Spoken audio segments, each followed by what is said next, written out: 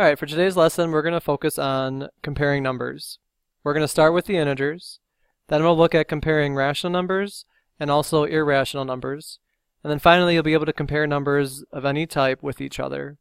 All comparing numbers means is that you put them in order from least to greatest.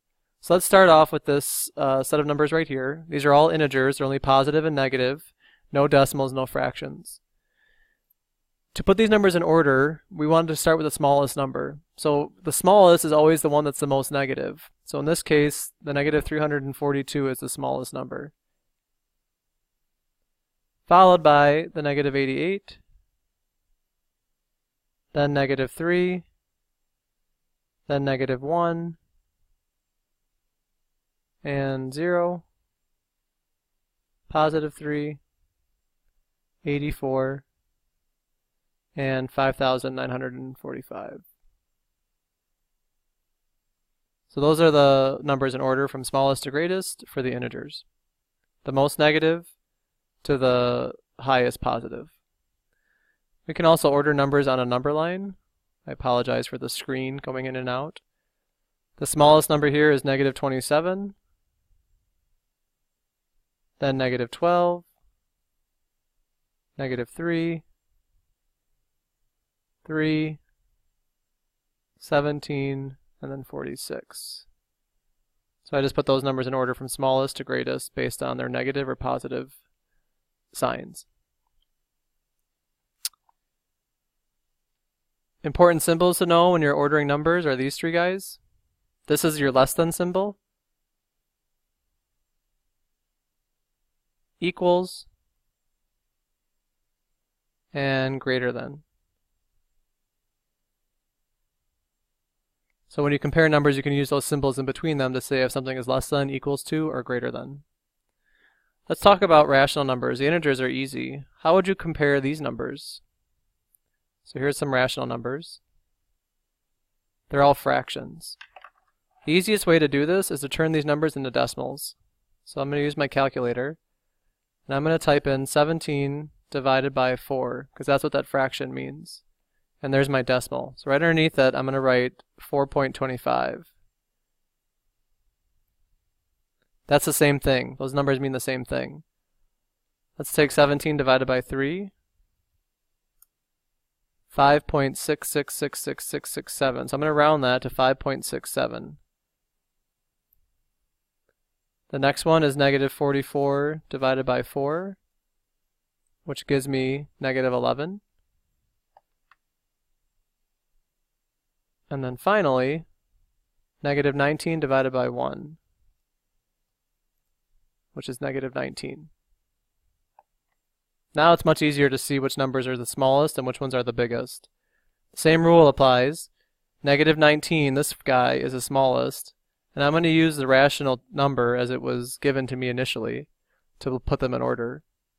Then the next smallest is this negative 44 divided by 4. Then the next one is 17 divided by 4, and then 17 divided by 3. So in order, that's your smallest to least for the rational numbers. The easiest way is just use your calculator and get them into decimals. The same rule applies, let me adjust the screen here, for the irrational numbers. So here I've got 4 irrational numbers. Let's put these guys in order. I'm just going to put them in my calculator. Pi is located right there. So I can just hit second, caret, and I get pi.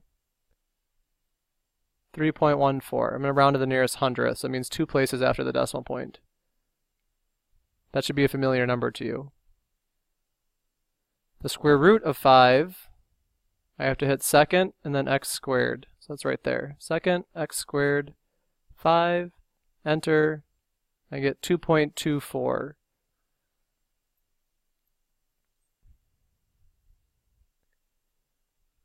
After that, it's negative 3 pi. So I'm just going to type that guy in. Negative 3 pi, negative 9.942.